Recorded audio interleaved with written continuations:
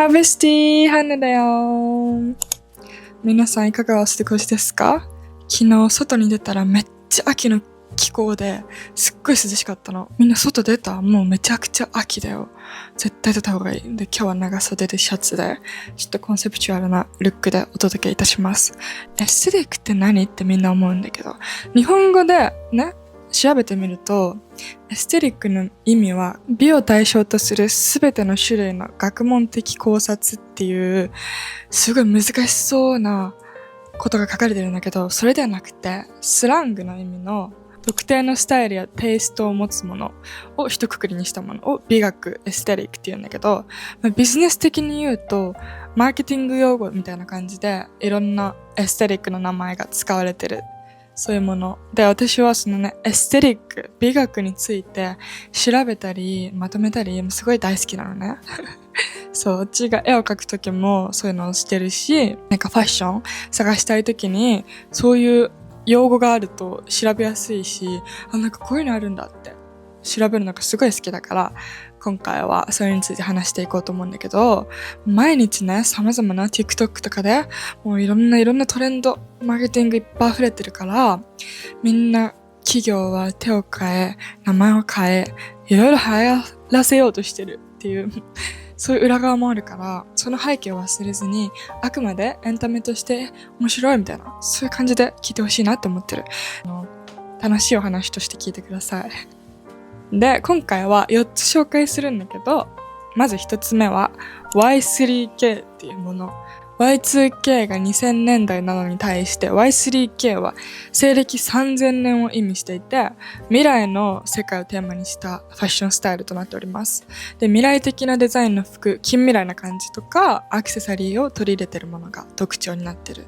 で、最近だとリサのロックスターってビジュアル、ソロの曲のビジュアルがすごいメタリックっぽくて、写真の編集の感じも Y3K なスタイル取り入れてるなって思った。ランウェイでも近未来ルックはよく見られていて、2023年 AW のイリス・ベン・ヘルペンとか、2024年の SS に出てきたラバンヌみたいな感じで、シルバーとか、すごい近未来的なルックがよく見られていた。で、今ね、何日今日9月の24日なんだけど、今はまさにファッションウィークなんですよ。で、その旬のね、ファッションウィーク、2025年の春夏ファッションウィーク真っ只中のニューヨークのコレクションでも、こういう Y3 系的なメタリック、近未来的なルックがいっぱい用いられていて、グレース・リンとか、ケイト・バートンとか、ウィーダー・ホーストとか、そういったブランドでも使われていて、本当にテクノロジー的なルック、あとプリントなんか 3D のイラストプリントしてるとか、文化的背景を話すと Y3K スタイルは、AI 技術とか仮想現実とか、そういうメタバースとか最新のテクノロジーから影響を受けているスタイルで、現実世界と仮想世界をうまく組み合わせたようなスタイルになっていまして、皆さん知ってる通り K-POP アイドルのエスパ様、彼女たちは仮想現実ってコンセプトじゃん。そう、スタイルをよく取り入れていて、日本だと XG、Y3K 的なスタイルをよく取り入れてるなって思ってる。あと最新の K-POP のミュージックビデオよく見てると 3D プリント的な角とか顔にさこうつけるお面とか、XG のココナちゃんの坊主に王冠をかぶってるみたいなルックとかあるじゃん。あと IVE とかいろんな K-POP アイドルが 3D プリントの小物をよく使っていて、それも Y3K 的な近未来ルックだなと思った。 Y3K スタイルとしてはメタル装飾とかスパンコールとか、とにかくキラキラしたこういう着やすい素材ではないそういった感じで、この写真のようにスリムフィットのクロップドシルエットだとかマイクロショートのAスカート、スリムフィットドレスなどがよく見られていまして、これディーゼルのトップスみたいなレトロなグラフィックやスパンコール素材のトップスもよくある。最近のディーゼルをね、こう見てたらめっちゃ近未来なルック多くて、すごい取り入れてるディーゼルのスタイルなのかもしれないんだけど、そう、近未来的なルックが多かった。昔のコレクションを見てみますと、シャネルの1999年の AW の素材感とかメタリックの雰囲気がすごい近未来的で可愛いの。この写真のさ、ピンクの上品なトップスに、なんかテカテカしたスカート合わせてて、めっちゃ可愛いと思って、真似してみたい。これ秋にすごい良さそうじゃない？こういう背景がありまして、私日本人の視点で見ると、日本の平成ファッションスナップ、本当に大好きなんだけど、フルーツっていう雑誌、私これ大好きなんだけど、ここでよくサイバーファッション的なそういうスタイルがよく見られて、本当にね、可愛いの見て、ちょっとね、片手があれで、とにかく自由で可愛いファッションをよくしていて、これちょっとサイバーかわかんないけど、こんなさ、もう日本、原宿にさ、こんな自由なファッションの人いるって感じなんだけど、例えばこの彼女のファッション見てみると、このトップスが結構ね、テックな雰囲気で、このトップスを見てみると結構異質な素材なんだけど、このブランドがフェトウス、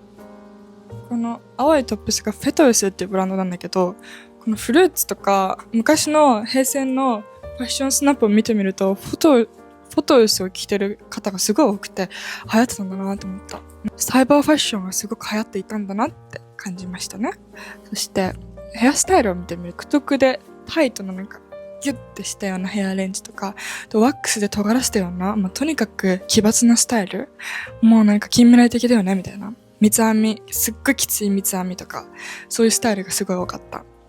Y3K は未来的なデザインとテクノロジーが融合した美学で、ファッション用語というよりもカルチャー全体を表す言葉なのかなと思った。今もじわじわ来てるんだけど、2025年のルックにもよく見られたから、来年もこういう美学がトレンドになるんじゃないかなと思ってる。こんな感じで、あと3つ話していくね。2つ目はブラッドガール。私と同じ趣味の方は絶対わかると思うんだけど、イギリス出身のディーバ、ポップアーティスト、チャーリー XCX の2024年を代表する革新的なアルバム、ブラッドになぞらえたトレンドになっていて、2024年夏、今年の夏は本当にもうね、ネットを開くたびにブラッドが流れてきて、曲もブラッドだし、写真を使ったり、あと政治もね、絡んできて、みんな緑と長い細いフォントを使っているくらい、すごいいろんなところで見かけたブラッドなんだけど、クリーンガール的なそういう美学と真逆で、乱れた服とか365日パーティーガール的な乱雑だけどどこか洗練された雰囲気を持ってる。私本当にこのルックが大好き。もう何を合わせてもいいの。なんかスウェットにヒール合わせてもいいし、柄に柄を合わせてもいいし、とにかく自由なファッションで奇抜感じ。一種の反逆的なファッションムーブメントとして紹介されていて、チャーリー XCX とカマラ・ハリスのブラッドソードっていうものがあって、これは2024年にジョー・バイデン氏が大統領選から辞退して副大統領のカマラ・ハリスを支持した直後に巻き起こった騒動なんだけど、チャーリーが X で突然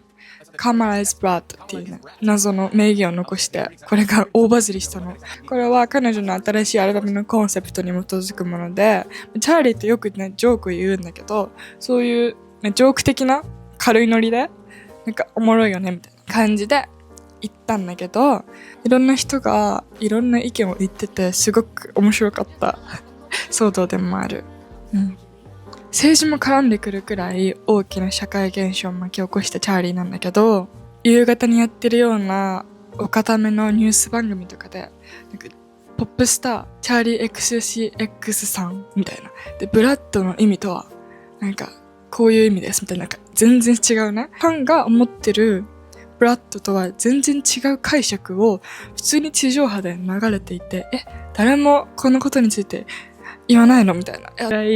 結構謎の解釈がされてて、それが普通に放送されてて、結構面白かった。今私も大好きなトロイ・シバンとツアーしててめちゃくちゃ楽しそうと思って、本当に行きたいんだけど、イギリスとかアメリカとかしか行かなくって、こっちには絶対来ないから悲しい。みんなもぜひチャーリーのブラッド聞いてみてください。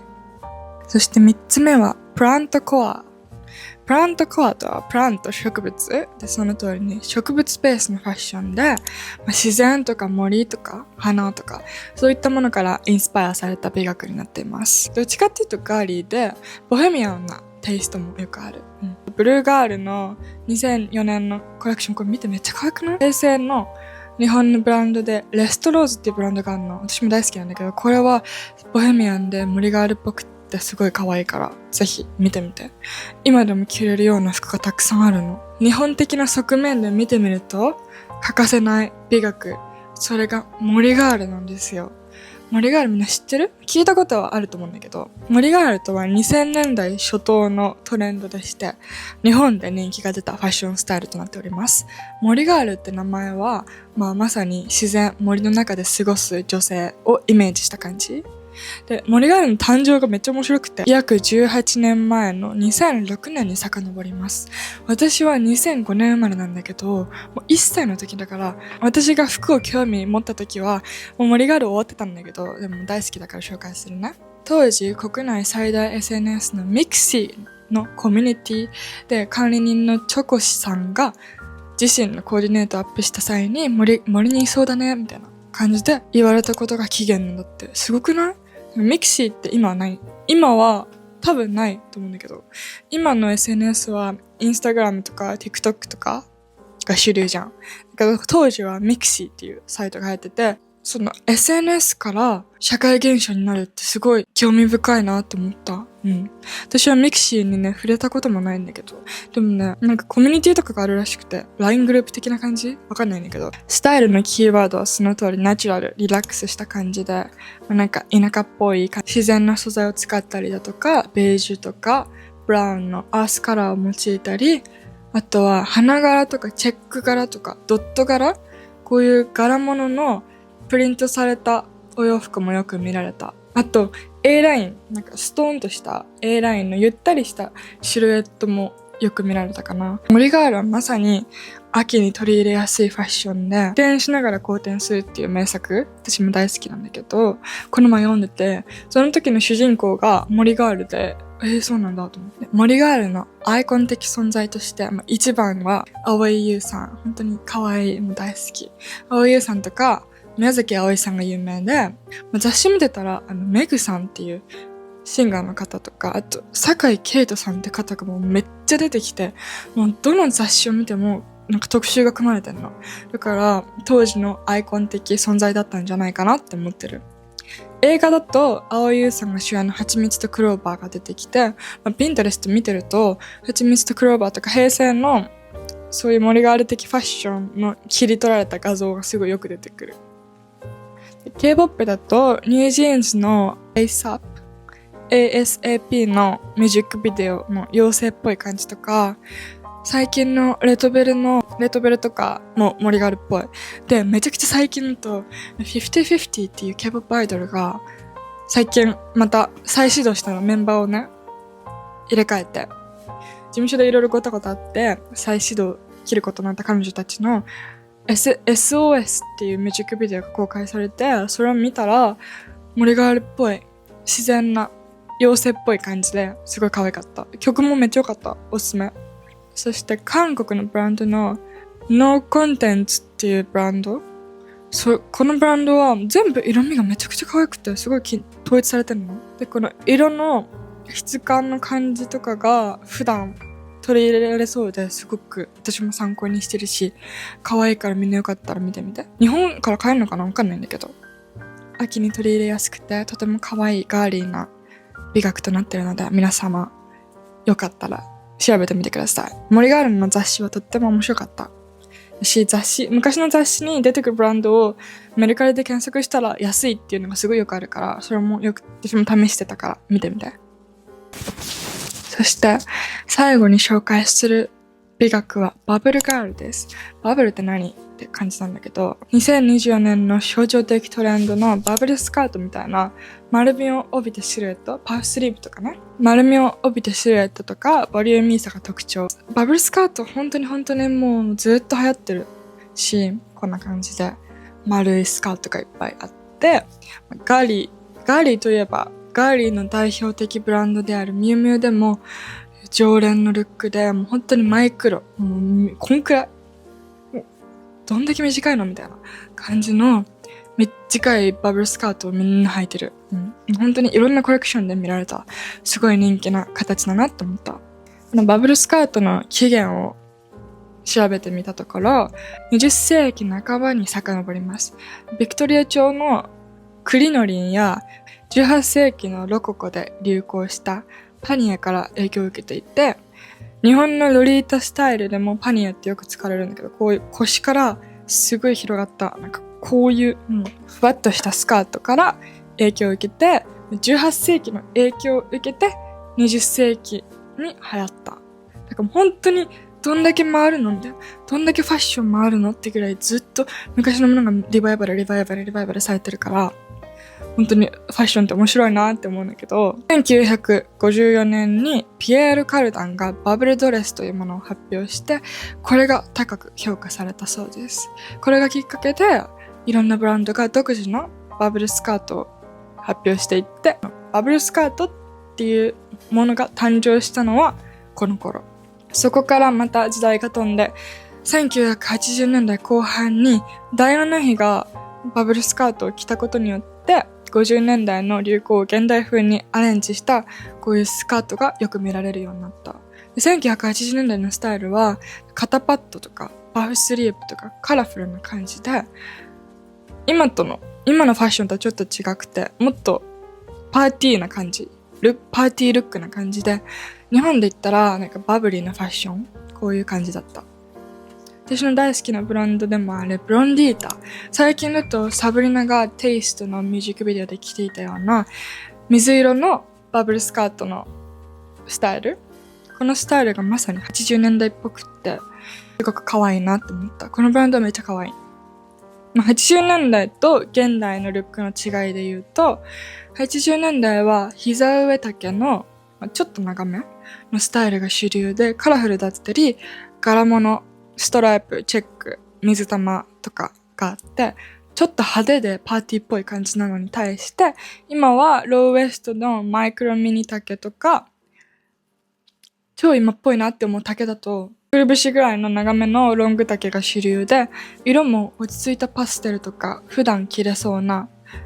ガーリーな色が多め。この前私の大好きなクレイロちゃんが、韓国のブランドのオープン YY のバブルスカート着ててめっちゃ可愛いと思って、これは試したいなって思った。今後も新しい形を買いたいなって思ってる最中。こんな感じで私の美学の考察以上になります。2024年も流行ってるものたくさんあるんだけど、これからまだまだ続きそうなものをちょっとピックして話してみた。美学について調べると、なんかいろんなファッションの背景とかも見えてすごく面白くて大好き。この動画を見て勉強になったり楽しんでくれたら嬉しいなと思ってます。そんな感じで、もうちょっとお腹痛い。喋りすぎて。終わるね。なんかカメラの充電もちょっとやばいし。はい。今日は天気が良くて、しかもまだ3時とかだから、休日だし、ちょっと公園でも行こうかしらって感じで、秋の気候を味わいたいと思います。最近私が食べたいのはパンプキンスコーンです。だから作りたい。自分で。家に今かぼちゃないけど、かぼちゃ買って作りたいぐらい。また会おうね。SNS いろいろやってるから来てね。こういうの下にいろいろ貼ってるんで、ぜひぜひ遊び来てください。お願いします。じゃあバイバイ見てくれて、また会おうね。他の動画もよかったら見てね。